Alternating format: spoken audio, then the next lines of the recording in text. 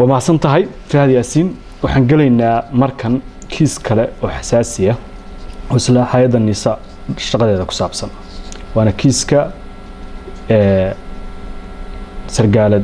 إكرام تحليل وحن دونيا إن فرو كيس كاس أو مهمة وضدك الصوماليات أو دن أي إيجيان أديك فهد أنا عضو تهي بالضجة هذا النساء ما دام صوع كنتي وكيس كم مقران شهر سرقالة ده واحد جبر كترسن هيدا المدكوس من سند عن رق يروح ميل أي جوكتو من نور شهر مدمته عن عنا وروحين إهل كيدنا كربوين كويسة يضدك الصوماليات نسيابك للدون سامين وقول كيس كان أيان ربعة إن فرو وحلا من سنة أنا حكتي سو أردنا على هيسو ما يجا أقبل يسا إن كويديو أن يجي جوابته سيدا الصحراء يعد معلومات كيسو وعيس صدو دمات كبشي لحد لواكم كوبيا لغات بشي جون وحصو شعب حيكيس كم مقان جواد مقان إلى ما انتظن أن ورئيسي كتشرنو إكران تهليل فارح مقرن يسا عديق فهدهان إكران وأقانا أيضا أقانا قوس كذا نقانا هو أيضا أقانا فمل كذا نقانا متقانا داودي سواء أقانا هذه وفهد ياسينة وها أجاسمه أسرية النساء بل إكران نوقع أنت تتقاند أنت هيدا أتمد والشقين أنت ده مرتي يو وحا إكران الحريرة لبا موضوع واي مدو حوا أيضا متقاناها وأقانا وفمل كذا نقانا ودد ولي وفملها نهي هي أدى أنت أنا كصوبيرين حلقي تليا مدة أنا تليا كلا نود حي عبد الله سنبلوشي ويسمى هذا التقانو ولا وجه هي دجاج ما كان نقضي مركزي لبعض به هذا كصادري وحكى دقي بروتوكول كيسة مر لبعض وحلا شيء إنه حفيز عصب سميه ولا حقوق الإنسان كأودي ولي بعصبة مركز هي هذا كعصبة لكن أنا أنت هي هذا مضحك النقضي وأنا جاسمها كان نقضي جاسم كحيان كان كبلابة أنا جاسمها النقضي أنتاس إكران هي هذا كمان شقينين وما نقولين حبين كشقيسة حل أمانة مجعابين وحوذ شقينا أنا مدحمرين لكن ناجر كهيئة السردون كقف كم مرحضو كسو بيرو أنت بدن حبين مديس وين نولاتا مركي الربع دب له أكتيفيت قرايا ولا استعمالها لكن وشهيئة دي أيدوغو فائدة ستا أو استعماشها أو كشقيسة لكن أنا شخصيا أنت أنا هيئة جوجي وحلنا أو ما يقبلين وذا الشقين هيئة أيضا أنا مدحمرين marna kuma noqon xog haye iyo kaaliye xafiiskaaga adiga fahadaan maya waxay u ahayd taliyay igu horeeyay waliba taliye kala noo dhaxeeyo hadaan ku sheegayo protocolkiisa kamid ahayd waliba saasa la igu sheegay in protocolkiisa kamid ahayd asagana hay'addu ku soo daray adigu intii aad hay'adda timid marna ma la kulantay waa la kulmay dhowr jeer waa aqaana hadayada aqaana familkeeda aqaana hooyada ba aqaana laakiin shaqo ahaan hay'addu ma kulmin inay qaybta amniga ee hay'adda nisa ay haysatay qaybta internetka ee amniga cyber security ay haysatay oo xilliga hay'adda joogtay ay process ka shaqeynayso xafiiskaasi sax ma waxaan ku iri intii aniga aan hay'adda labada xil ka hayay wax shaqo ah oo loo magacaabay iyo wax shaqo oo hay'adda u qabatay ma jirto intii aniga iga horeysayna waxa la ii sheegay labada shaqo inay haysay habeennimadii 26 Juun muuqaal la faafiyay wuxuu muujinayaa gaari cad oo la xaqiijinayo in ay niisa leedahay in gabadhaas lagu qaaday madaxdii ka sareysayna ay shaqo ugu yeereen hay'adda sida ehelka gabadhu ay sheegeen markaas ayaana rag iyo ruux ugu dambeysay fahad waxaan ka xumahay gabadhaas kiiskeeda yani meelo far badan baa la marsiiyay habeenkaas ay sheegayso horta wadankaani ma joogin dalka waa ka maqnaa anigoo maqan bayna waxa dhaceen haddii si aad ogolaato inaan si tafsiir kugu sheego waana markii ugu horeysay aan kiiskaas ka hadlayo gabadhaas Allah u naxariisto mu'aamarad ajnabi iyo Soomaali isla sameeyeen waliba ay Soomaali sameysay baa lagu shirqoolay waxaana looga dan lahaa in hay'adda Soomaaliyeed magaceedana lagu dilo ayadana lagu dhibaateeyo shirqoolkaas dadkii sameeyay dawladda ka tirsan bay ahaayeen hadda rabtida magacayooda waa ku sheegi karaa waxaan rabaa si faahfaahsan fahad inaad iigu sharaxdid kiiska Ikraan min bilow min dhamaad adigoon waxba qaranayn magacyada dowladaha shakhsiyaadka ilaa suu ku bilowday ilaa suu ku dhamaaday waxaana ahaana dhageyste su'aalaha ka soo baxa aan wax ka weydiin waaye waa maasan tahay horta kiiskaas haddaad og tahay waxaa la diiday oo xataa nafteeda khatar loo geliyey riboodka hay-adda ay ka hayso inay golaha amniga qarankiisu maalintii loo madlay in golaha amniga qaranka la geeyo warbixintaas oo guddiga amniga qaranka la hordhigo waa maalinta aniga Jabuuti la igu xiray oo nafteeda khatar la geliyey oo nolosheeda khatar la geliyey ayada mawduuceeda markaa laga yaabo inaan ka sheekeysano hadda ma galaayo taas dantii laga lahaana waxay ahayd inaan xamar imaanin oo aan warbixintaas dhiibin taasoo kaliftay inaan dalka dib uga soo laabto oo diyaaraddii la soo celiyey oo dib loogu soo celiyey meeshii aan ka imid horta waxay ku tusinaysaa dadka mu'aamarada gabadhaas sameeyey inaysan raalli ka ahayn xogtaas inay baxdo laakiin maanta xogtii baan adiga ku siinaya fadal soo dhawow gabadhaas mu'aamaradeeda siday u bilaabatay ilaa u dhammaatay waxay shaqo u doonatay xafiiska ra'iisul wasaare maxamed xuseen roble gabadha markay shaqo xafiiska u doonatay meeshii ay sugaysa in shaqo la siiyo baa dad mu'aamarad ajnabiyana ka shaqaynayay rabay dalka inay khalkhal geliyaan baa waxay u isticmaaleen gabadha nafteeda in khatar la geliyo nolosheeda khatar la geliyo mas-uuliyadda koowaadna qofka qaadaya ra'iisul wasaare maxamed xuseen roble waa gabadha maalinta gaariga lagu soo qaadayo waxaa loo ballamiyey wasiir ku-xigeenka warfaafinta alcadaala oo u kaxeeyo ku yiri ra'iisul wasaaraha shaqo ku siinayo maalmahaasi ku noqnoqota xafiiska ra'iisul wasaaraha shaqo lagu siinaa lagu yiri ayadana shaqo raadis ahayd mar waxay ka fikirtay guddiga doorashada inay oo Hirshabeelle inay gasho mar waxay ka fikirtay inay xildhibaan Hirshabeelle noqoto haddana way iska daysay markii dambe xafiiska ra'iisul wasaaraha tir shaqo u doono sidii wax u dhacaan tafaasiisheeda inteeda badan ma raba hadda inaan galo laakiin intaan kuu sheegi karo waxa waaye gabadhaas gaariga lagu qaaday nin la yiraahdo xildhibaan oo la yiraahdo Mahad Salaad oo hadda rabta feelkiisa mar kale aan furayno ama su'aalo kale ku furayno baa la kulan siiyey asaga gaari ku qaaday gaarigii baa laga qaaday waxaa la geeyey Daar es Salaam xaafad la yiraahdo xamar ku taala oo dadka magaalada ugu ladan ay degan yihiin gurigaas laga qaaday waxaa la marsiiyey Shabeellada hoose meel jilib u dhow baa la geeyey halkaasaana lagu dilay nin la yiraahdo Mahad Karatay oo madaxda shabaabka kamid ah operation ka fuliyay oo ay xiriir dhow leeyihiin Mahad Salaad ra'iisul wasaaruhuna aweer buu ahaa wuu ka warqabay dhibaatadaas in loo geysanayana wuu ka warqabay aakhiro ay adduun qofka gabadhaas la weydiinayo waa ra'iisul wasaare maxamed xuseen roble farsamada lagu fuliyayna alcadaala iska lahaa gacanta fulisayna Mahad Salaad waaye cidda dishayna waa al-shabaab sidaas aan kugu sheegay buu qorshaygu ahaa inaan guddiga amniga qaranka hortooda ka sheego laakiin si aysan xogtaas u bixin waxaa la qaaday 4 talaabo hay-adda in la dhoofaada shaqada laga joojiyey taliye cusub in loo magacaabo waad ogtahay in taliye cusub loo magacaabay aniga ee boorka lagu celiyay Djibouti anoo transida oo dawladda Djibouti la isticmaalay oo la dhaxgalay markii aan xamar imaadayna waxaa la diiday shirka in la qabto waraysaaro wuxuu diiday inuu shirka soo qayb galo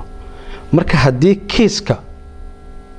inta talaabo oo la qaado waxaad ka garan kartaa cidda qaadaysa maxay kiiskan u qaadaysaa taliyaha nabad sugidda haddii la rabo in la baaro shaqada laga joojiyay taliye kale la magacaabay safarkii baa loo diiday shirki baa la diiday waxay ku tusinaysaa waxaas oo dhan waxa loo sameeynayo lixaajati fi nafsi Yacquub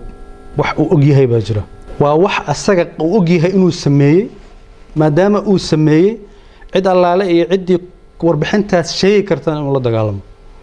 dagaalku ra'iisul wasaaraha uu waday oo hay'adda ku qaadan laba hadaf oo kala ahaa sumcadda hay'adda in la dilo institutionka dawladda la burburiyo oo meesha ajnabiga ay ka soo galeen oo ay rabaan hay'adda nabad sugidda iyo sirdoonka qaranka maadaama ay dawlado fara badan dhaaftay oo qaarkood dariska ay ka hormartay in dib loo soo celiyo heerkii faragelinta maalinta aan ku sheegayna lagu soo celiyo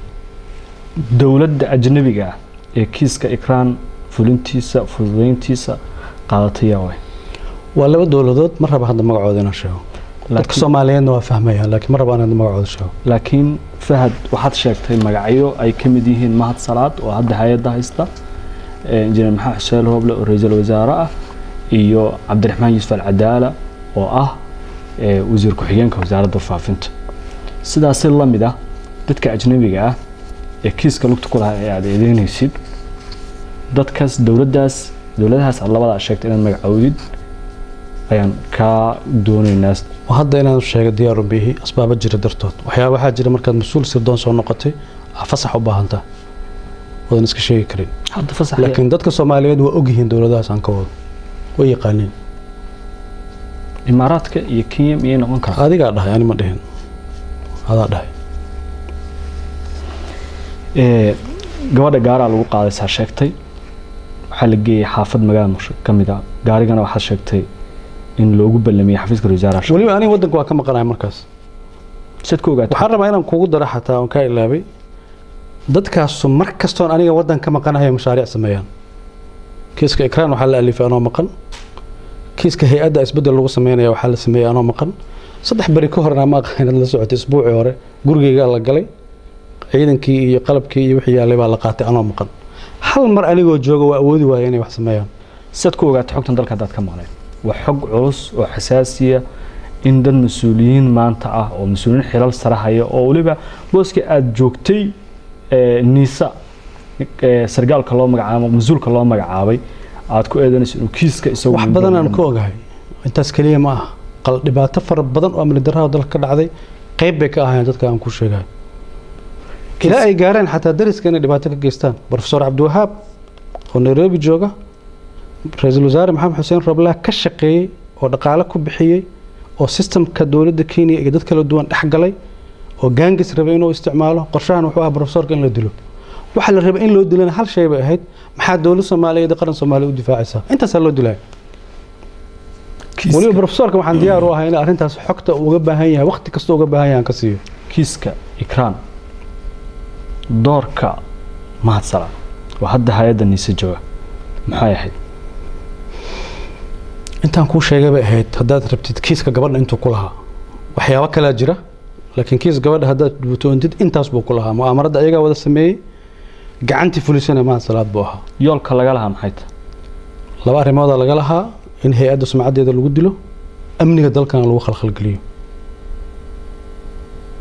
mahadsalaadna amni darrada dalka waxyaabo badan oo khalkhal ku sameeyay in ka badan 60 maalmood oo gabadha la baadi goobayay fahad oo gabadha shakhsiyan ehelkooda garanayay family ay ahaayeen ay garanayo ay daris iyo wax kasta ahaayeen sargaalada hay'adiisa ka tirsanna la weysanaa oo la dilay 60 maalmood ka bacdi September bilowgeedii ayaa soo saarteen war saxaafadeed aad u hooseeya luqadda loo isticmaalay oo lagu baahiyay telefishinka dawladda iyo warbaahin dawladda oo lagu sheegay in gabadha ashaab dileen kadib ashaab maalin kadib way beeniyeen sheegashadiina ehelkii gabadhuna waxay sheegeen in ay la xariireen al-shabaab oo ay diideen inay iyagu falkaas geysteen horta al-shabaab ayaa diiday fahad inay sheegato dilka gabadha ehelkeeduna waxay sheegeen markay al-shabaab la xariireen inay yiraahdeen anagu ma ogin horta waxyaabaha aan aad uga calool xumaado waxaa ka mid ah ra'iisul wasaaraha qaranka intuu maalmaha ka mid soo istaagay in asagii al-shabaab isku luqad noqdeen hadda xusato wuxuu yiri hay'adda warbixinteeda ma aaminin kuma qancin taasoo macnaheedu tahay mid shabaabkan rumaystay taa laftigeeda waxay ku tusinaysaa shaki abuuraysa qofka oo wax fahmi kara ra'iisul wasaaraha dal hay'adiisa amniga warkeeda intuu u beyniyo mid al-shabaabka uu rumaysan kara familka gabadha hooyadeedani waa la fariistay markaan la fariisanayna marqaati bay lahayd waxaan u sheegay laba kalmadood waxaan ku yiri hooyo kiiskan aniga gacanta ku haya baaritaan baan wadaa khayd baan ay baxay yani xarig baa ay baxay xarigaas inta uu iga dhamaanay iga warsug laakiin hooyadii hooyay noqotay way jilacday dad siyaasiyiinna waxay damceen inay kiiska isticmaalaan sida la socotana kiis gabadha waa la istiyaasaday gacantuna ka baxay annaguna marka mar hadii wixii gacanta ka baxeen annaguna fawdadii meesha jirtay inaan qayb ka noqono diyaar uma ahayn meeshii ay ku habboonayd in lagu sheegana guddiga amniga qaranka ahayd guddiga amniga qaranka inaan Soomaaliya galaabal ay diidayba ra'iisul wasaaraha Soomaaliya wuxuu sheegay inuu og yahay dadkii dilka dambe ashaygu aruntiisa aan maleena uu og yahay aruntiis laakiin adaa lagu eedeynaya ra'iisul wasaaruhu wuxuu sheegay in uu markuu ra'iisul wasaaruhu ma oranin fahad baa ka dambeeyay horta waxa uu sheegay hal mar ma dhihin waxa uu sheegay maalintii ugu dambeysay ee Muqdisho uu ka hadlayay ee 30 Maarch ahaa in 14 xildhibaanada baarlamaanka Abriil la dhaarin doono kuwii ikraan iyo aamina dilayna halka lagu cadaalad marin doono oo laga hor istaagi doono inay cadaalad ka dhuntaan cidda kaliya ee 328 mudane baarlamaan ee gobolada laga soo doortay shahaadada loo diidayna waa Fahad Yaasiin soo kama dhigna cadaaladda rajaar raadinay ama uu sheegay inay adiga ahayd in baarlamaanka laga reebo si labada kiis aan cadaaladda uga dhumo fiiri meel fiican baa dadka soo galisay anuu ma rabin inaan personal ka dhigo in aniga xildhibaannimada laga xanibo waxay ku tusinaysaa ra'iisul wasaaruhu xogta aan ogahay buu wuxuu aaminay haddaan xildhibaan golaha shacabka dhex fariisto inaan wax oo dhan ka shifi doono laakiin shakhsiyadeeda ma yaqaano shakhsiyadeedu xildhibaannimada golaha shacabka dhex fadhiyo kuma jirto shakhsiyadeedaan leeyahay waa aniga maanta kuu caddaynaya oo kuu sheegaya ra'iisul wasaaraha xaaladda xasaasiga dalka jirtay baa laga yaabaa in looga aamusay laakiin dadka Soomaaliyeed oo adigu kamid tahay inta dib u dhageysato wuxuu afkiisa ka sheegay ciddii samaysay baan aqaanaa muxuu sheegay waa ciddii samaysay soo mas'uul kama saarna muxuu ugu sheegi waayay hay'adaha garsoorka muxuu ugu sheegi waayay hay'adaha amniga wuxuu yiri u fiirso hadalkiisa al-shabaab baa lacag la soo siiyay jidkay soo martay oo waday soo martay oo qofkii soo qaadaan aqaanaa waa ra'iisul wasaarihii dalka mutalaabo ka qaado muu sheego sidaan hadda anigu u sheegayo muu u sheego muu ficil sameeyo maxaa u diiday laakiin ana hadda kuu sheegayo waa runtiisu wuu ogyahay cidda samaysay waana asaga iyo inta ku xeeran anaga taa dambe ma dhihi karno adiga eedayntaada waa waxaan rabaa inaan ku weydiiyo Fahad Yaasiin maalin ka mid ah markii Djibouti lagu xiray maraan ismaqalnay markii lagu soo celiyay kadib waxaad ii sheegtay in shirka amniga qaranka aad tagi doontid warbixin halka ku dhiibi doontid maanta waqti badan ka soo wareegay maxaa dhacay oo inta dhan kiiskan heerka gaaray ee xogtiisa ee sargaalad aad garanaysid faamilhaan u garanaysid aad dadkooda dhan baan garanay qaraabada dhan baan garanay hay'adda aad madaxda u ahayd kamid ah askartaadii ama dadkii ugu dhawaa inaad tiraahdid intaas ka aamusnaatid maxaa ku kalifay mid waxa wahayd meesha institutionska dawladda aniga taliyaha nabadgelyada Soomaaliya soo noqday ka bacdina la taliyaha amniga qaranka noqday meesha ay tahay horta warbixinteeda inaan geeyo waa guddiga amniga qaranka meeshiina shirki inuu qabsoomaa laga hor istaagay wasiirka cadaaladda loo diiday inuu ka soo qayb galo wasiirka amniga loo diiday inuu ka soo qayb galo ra'iisul wasaarihi baa diiday inuu ka soo qayb galo haddii ra'iisul wasaarihi uu ka soo qayb gali waayo de waxay noqonaysaa garab ka soo horjeeday oo sheekaystay buu u fasiranaya anuna meeshaan rabay warbixinta inaan ka jeedo waxay asagoo fadhiyo inaan sheego haddii taa ay hirgeli weysay laba sababood baa jirtay mid dalka xaalad doorasho ku jiray maan rabin fulkaano kale inay qarxdo buu qarxo lambar 2 madaxda la socota madaxweyne Maxamed Abdullaahi Farmaajo wuxuu xakameeyay hay'adaha amniga ah inaysan gacan aan aamin ahayn aysan galin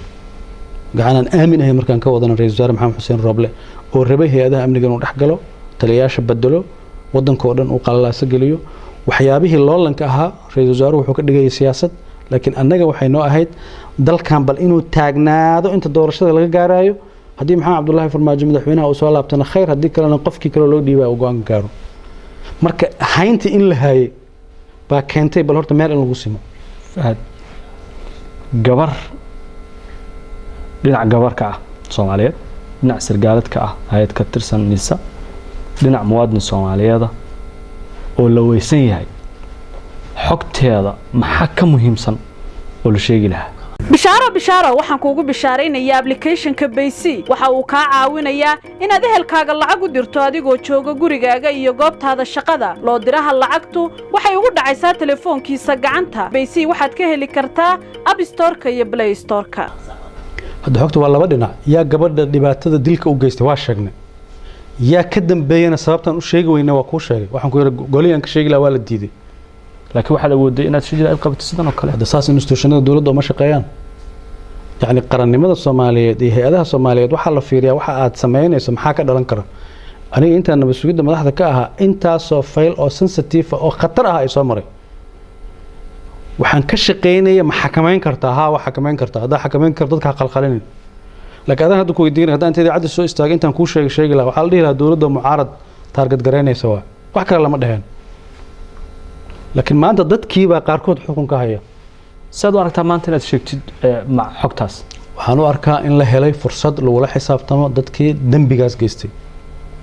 ee falkaas ku kacay Fahad Yaasiin fursad baaritaan lagu sameeyo fursad xaqiiqada lagu gaaro Fahad Axmed Daahir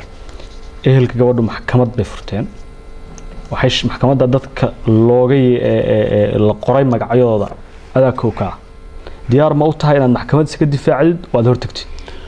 waxaan rabaa inaan kuu sheego su-aashaada anoo kaaga jawaabayo kiiska maxkamadda ayaa furay maxamed xuseen rooble furay horta iyo raggii la shaqeynayay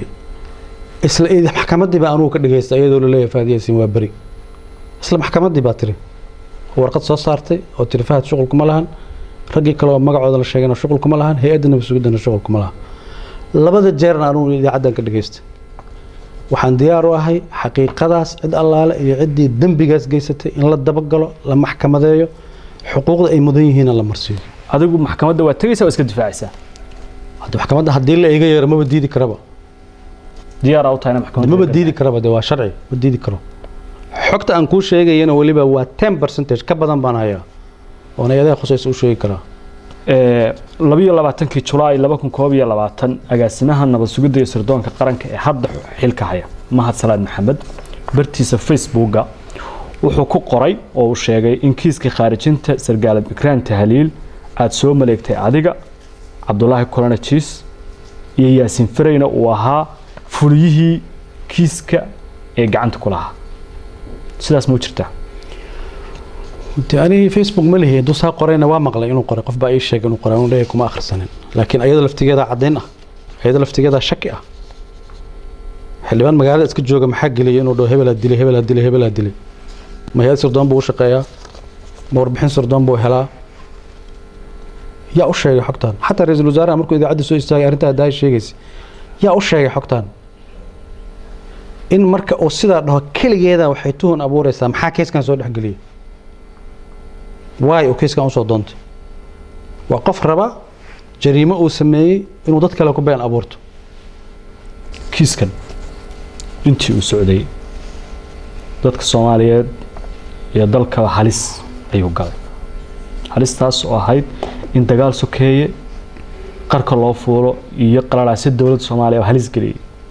مغناشها سرقالد يقبر صوماليات وهايدنا وسويد سوكة السنة وموادن صوماليات وسدي سبع أيتهاي إن حقوق دي سالة دورة وصابت أمو أمسني أنا دلك الله وسيدرين متكم إذا واي أنا دلك أنا وسيدرين موادن كي دلك أدي حقت عدي خصيصي وأوشاقني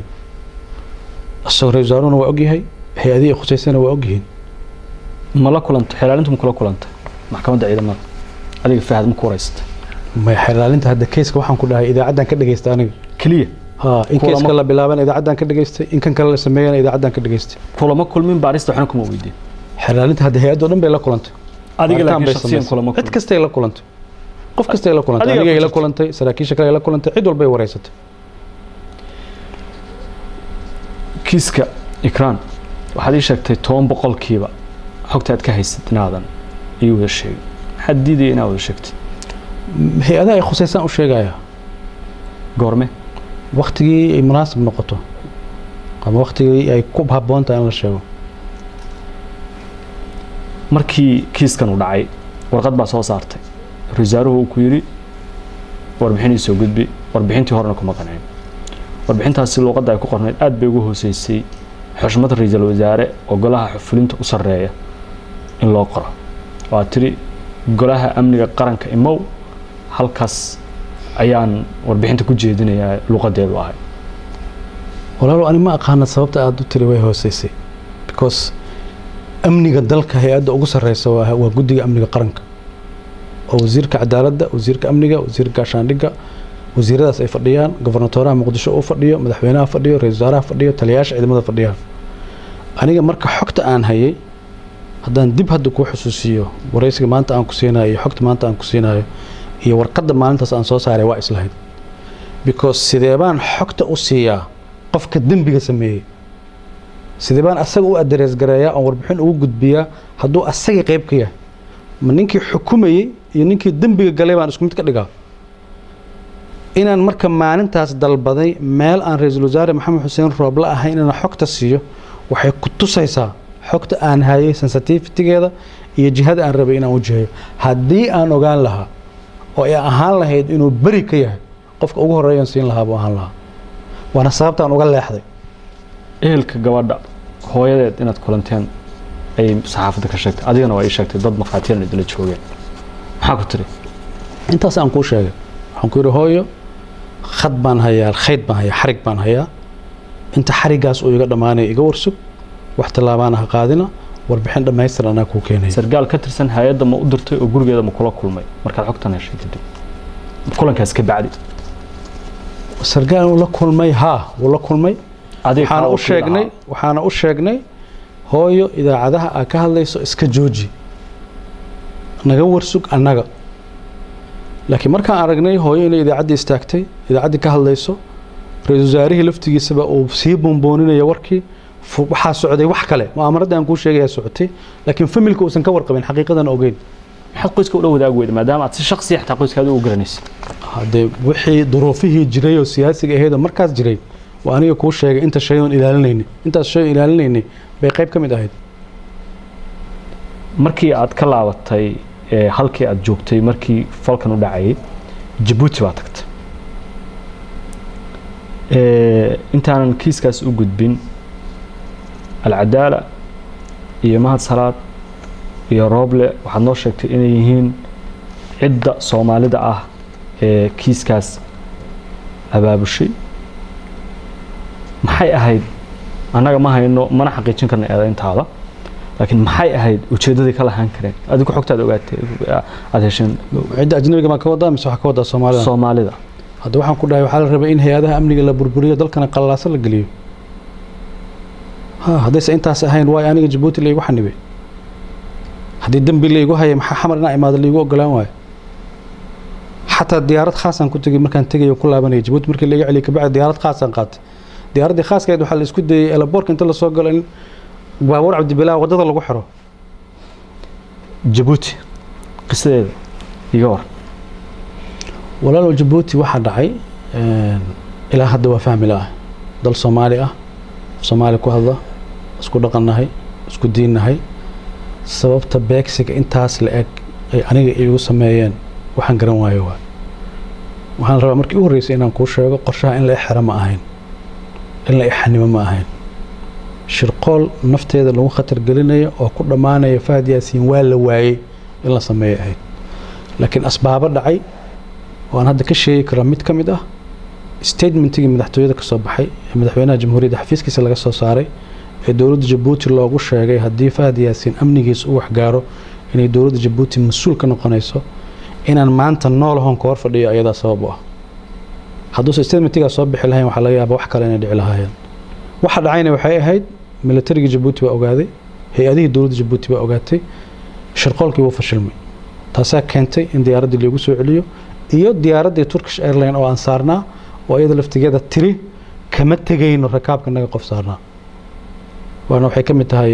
xeerarka caalamiga ee adduunyada ay ka jiro marka runtii waxyaabaha yaabka leh ay ka mid tahay qof la leeyahay gabar baa loo haystaa lagu celcelinayo haddana asagii la shirqoolayo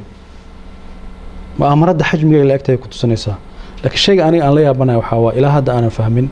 dowladda Djibouti shacabkeedana ixtiraam iyo walaalnimo iyo qadarin baan u hayaa shaki bay mararka qaar gelinaysaa maxaa geliyay mu'aamarada intaan la ganay soo dhaxgasho askarta ila hadlaysay hal su'aal baan weydiinay wadankiina Djibouti wax dhibaaya miyaa idinku sameeyay waxay ugu jawaabeen maya wax Soomaali ka dhaxay maxaa idinku soo dhaxgalaysaan baan ku yiri waay maxay ku sheegeen in sababtu maxay tahay lagu hakanay UK amarka waxaa la isku dayay shirqoolka asalkiisu ma ahaynba in aniga Djibouti lagu xanibay waxay in la iwaayo xawla jeeda wax kale oo fara badan aan qorshaysnaa xarga fara badan oo ajnabi ah isku xirnaa oo dawladda leh oo Djibouti kaliya ku ekayn oo xukuumaddii ra'iisul wasaare Maxamed Xuseen Rooblana uu qayb ka ahaa asaga safaaradda Djibouti wacay asaga dawladda Djibouti wacay asaga taliyaha booliska Djibouti wacay caddayn ma haysaa caddayn fara badan baan u hayaa qofka aniga Djibouti ugu xanibay waa taliyaha booliska Djibouti oo hadda xilka laga qaaday asaga waa qofka xanibay madaxweyne Ismaaciil Umar Geele markaa dalka uu ka maqnaa ma huwa aniga laakiin waxa la sheegay sabab caafimaad u maqnaa laakiin madaxda Djibouti qayb ka mid ah markaan si cadaalad u dhaho markay warbaahinta ku arkeen mas'uul Soomaaliyeed oo wadanka Djibouti lagu haysto way ka xumaadeen talaabayna ka qaadeen talaabadaasana keentay inaan ka soo baxo laakiin taliyaha booliska Djibouti Cabdullaahi baa mas'uulka ah wixii meesha ka dhacay caqligaygu ilaa hadda wuxuu diidayaa sidee dowlad Soomaaliyeed qof Jabuutiyaan u dhibaateyn kartaa sidee bay dowladda Jabuuti ugu dhiiran kartaa inay qof Soomaaliya dhibaateyso laakiin maanta markaan leeyahay walaalnimada soo jireenka dhaqanka taariikhda naga dhaxeeya ilaa haddana waxay ka faa'iideen baan garan lahaa Jabuuti waxaa sheegtay dowladaha ajnabiga inay ka shaqeeyaan kiiska meesha ka dhacayna waa Jabuuti jamhuuriyadda Jabuuti dowladaha ajnabiga ayaa waa ee Jabuuti ka baxsan waa shabakad isku wada xirnayd oo kiiska dhan isla waday oo xamar ka bilaabanaysay dowlado kale soo maraysay Jabuutina shirqoolka lagu riday dowladaha kale ma raba haddaynan galo Jabuuti magaceeda xataa ma sheegeen laakiin waxaan u sheegay waa meesha ficil ka dhacay hadduusan ficil ka dhici lahayn ma sheegin maxaa dareentay markii lagu yiri diyaaradaadu ma kacayso xamar ma aadayso والله فيلم واي igu ahayd ilaa hadda filim waa bay igu tahay ilaa maanta aan kula hadlayo waay dawladda Djibouti shacabka Djibouti ay mas'uul Soomaaliyeed saan ugu sameeyeen waay abtunaaga ma fahamsani sababtoo haddaan ogaan lahaa waana u sheegay haddaan ogaan lahaa qof Soomaali ah oo muwaadin ah oo mas'uul ah in lagu dhibaateyn doono Djibouti waxaan ku yiri transit ma idin ku soo mari lahaa waxay yiraahdeen maya marka su'aashaas aniga dawladda Djibouti hadda ma rabo inaan weydiiyo laakiin waxaan rabaa inay shacabka Djibouti u hortaalo oo shacabka Djibouti iga jawaabaan waay dawladoodu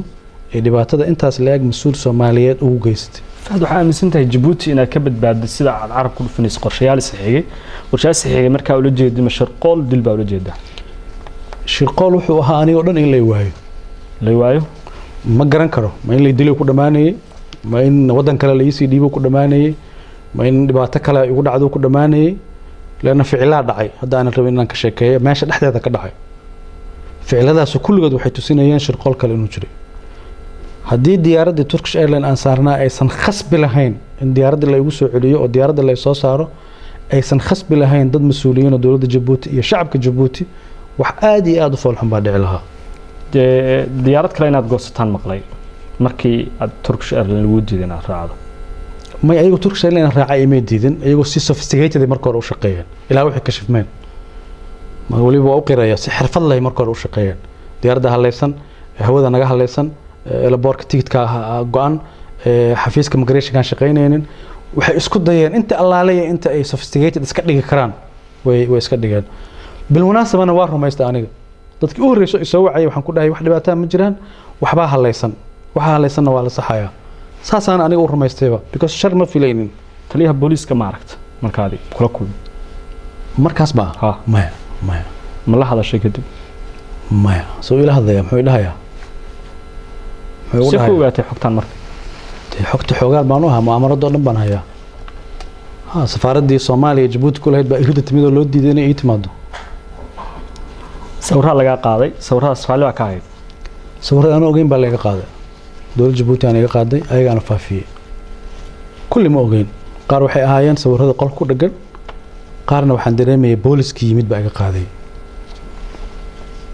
laakiin sawirro xataa la iga fasax qaatayna ma ahayn sawirro la iga ogaadayna ma aniga aan ogaa markii la iga qaadayna ma ahayn taasoo ku tusinaysa inay ku faanayeenba waxa dhacay oo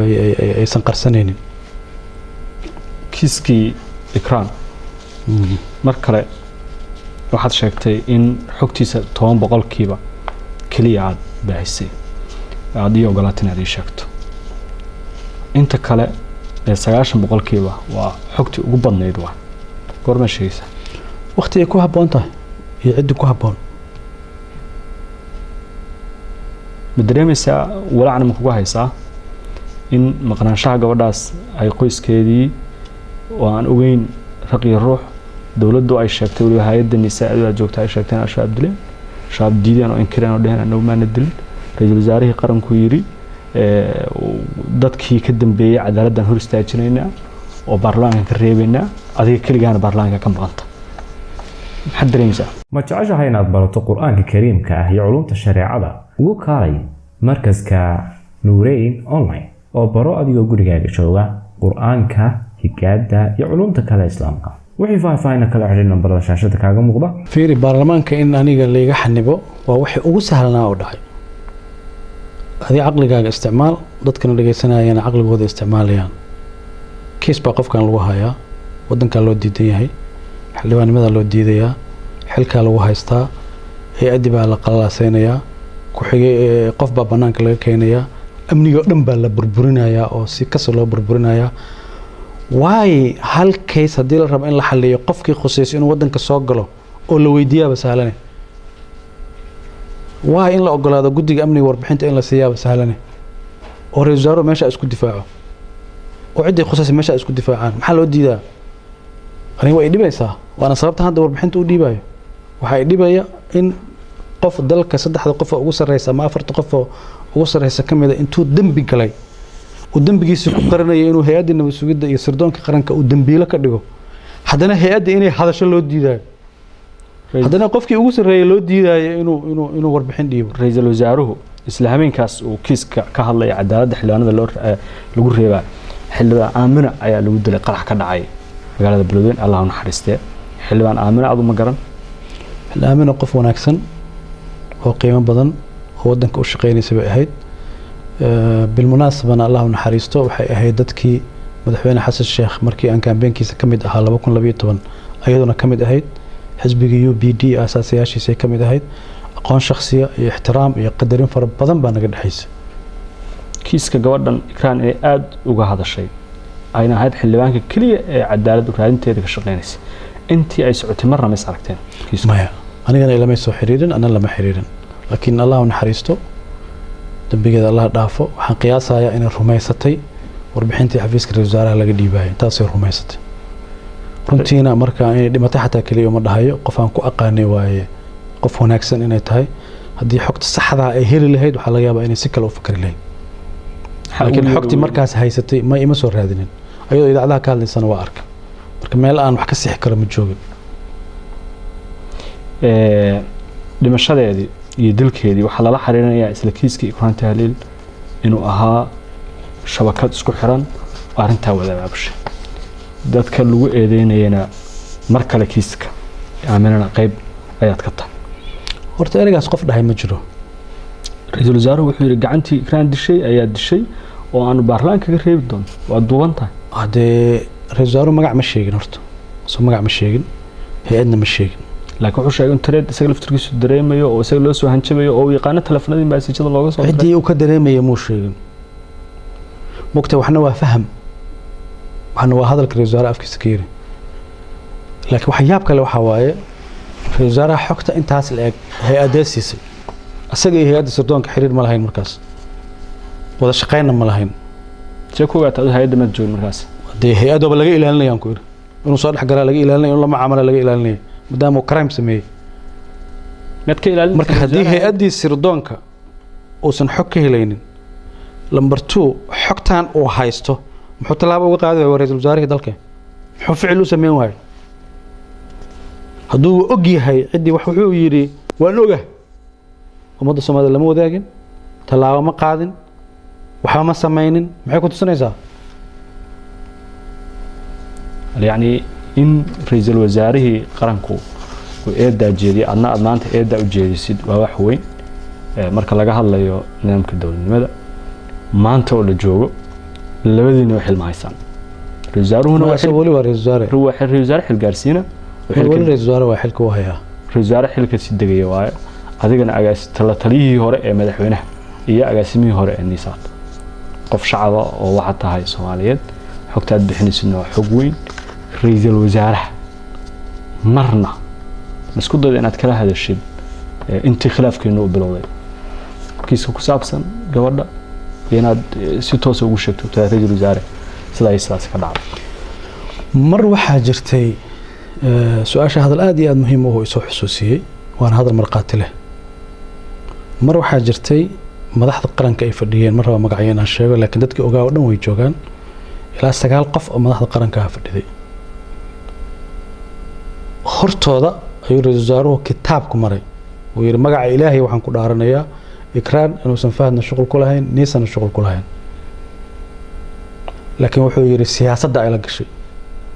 hadalka dadkii hortooda ka yiri waa nool yihiin marqaati noolna waa intii uu ka soo laabtay safarkii qadar ra'iisul wasaaruhu miya ma xusuusto safarka horeeyay mis hadalka horeeyay taa ma xusuusto وما سنتهاي فهد ياسين كيسكا سرقال إكرام تهليل intaas hadaad ii ogolaatid inaan uga gudbo ayaan jeclaan lahaa waa kiis weyn 90% xogtiisii aad wali qarinaysid sida aad sheegtayna aad la sugaysid meel ku munaasaba ma garanayo meel kale oo aad geyn doontid ama aad kala hadli doontid cid kale waxaan u gudbayaa nisa maanta waxaa xukuma Mahad Salaad waa maxay aragtida magacaabidiisa maxaad ka aaminsantahay